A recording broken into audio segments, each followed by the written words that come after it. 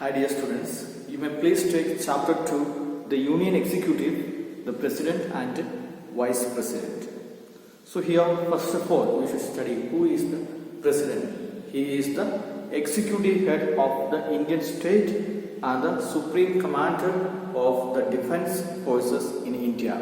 So he is the executive head and there is no real power with the President, and all the real power is vested on the Council of Ministers and the Prime Minister, and President acts according to the advice given by the Council of Ministers and the Prime Minister.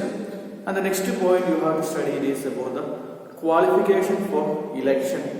First one, he should be a citizen of India. The second one, he should have completed 35 years of age and he should not hold any portfolio or the jobs under the union government.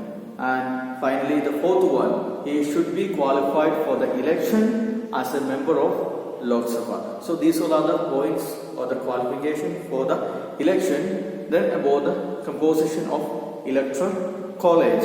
When the question is about the composition of the electoral college, then you have to write all the 3 points given there in page number 19. The elected members of both the houses of the parliament, the elected members of the legislative assemblies of the state and the 2 union territories, and the third one, at least 50 electors must propose the name of the president and 50 electors should second the nomination. So that is the composition of the electoral college. The manner of election, it is not there in your syllabus, but one point you have to study, and you may please take page number 20. There the president is elected with the system of proportional representation by means of a single transferable vote through secret ballot. Then you can write the composition of electoral college. First you write this point, the president is elected with the system of proportional representation by means of single transferable vote through the secret ballot. Then continue writing about the composition, the 3 points. Then the other important point from this chapter, it is the reason for the indirect election of the president. That is given in page number 21. 4 points are there and all the 4 points you have to study. The first one, the framers of the constitution, they wanted to conduct the election of the president in a quiet and calm manner. So that is the reason, the first reason. And the second reason, president is not having any real power. The entire power is vested with the Council of Ministers and the Prime Minister. So it will be something strange to provide such a kind of huge election for a person who is not having the real power. So that is the second point. And the third point, it is very difficult to provide such a electoral machinery for the election of the president. And the fourth one, if it is a direct election, then the power will be with the common people, the mainly illiterate people. So that is the reason for the indirect election of the president. In page number 18, the term of office of the president is given. It is normally for 5 years, but he can resign. How? By writing a letter to vice president. And the third one, it is through impeachment. If there is a proven misbehavior from the part of president, then through impeachment the president can be removed. So under the term of office there are 3 points.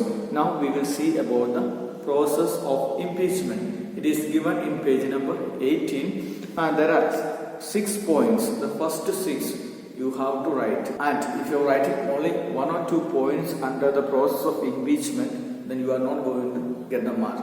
Or the 6 points, and before writing these 6 points, the first point, it must be the reason for the impeachment, how the president can be impeached. The first point given in your textbook that you mention first itself, because that is the most important one. The president can be removed if there is a proven misbehavior or a constitutional violation. Then through impeachment the president can be removed. Then all the other points you have to write according to that order. And the 7th point, it is about the resignation of the president. He should write a letter to vice president for the resignation from the post. Now we will see about the powers of the president. Under the powers of the president, you should study only executive, legislative, discretionary and emergency powers. And here executive powers, what all are the executive powers of the president? It is given in page number 21. All the points are given there. Head of the Union Executive. The second one, formation of the Council of Ministers, appointment of the judges and the removal of High Court dignitaries. Then administration of the Union territories. And finally, control over the state government. And the second power, it is the legislative power, to summon and prorogue the Lok Sabha and to dissolve the Lok Sabha. President's address. Third one, nomination of members. Fourth one, assent to legislation. And then sanctions to the introduction of the money bill. And finally, presidential assent to state bills. Judicial powers you need to study, and the financial powers also you need to study. Then comes the discretionary powers, that is given in page number 23, that you must study. The 4 points are given, and that all the 4 points you must study. Then 24, page number 24, the emergency powers. 3 types of emergencies: national or general emergency. Second one, the constitutional emergency or the president's rule. And the third one, financial emergency. All these 3 points you must study, and what all are the requirements for the each emergencies, that also you must study, and the very definition of emergency. So that is enough from this chapter.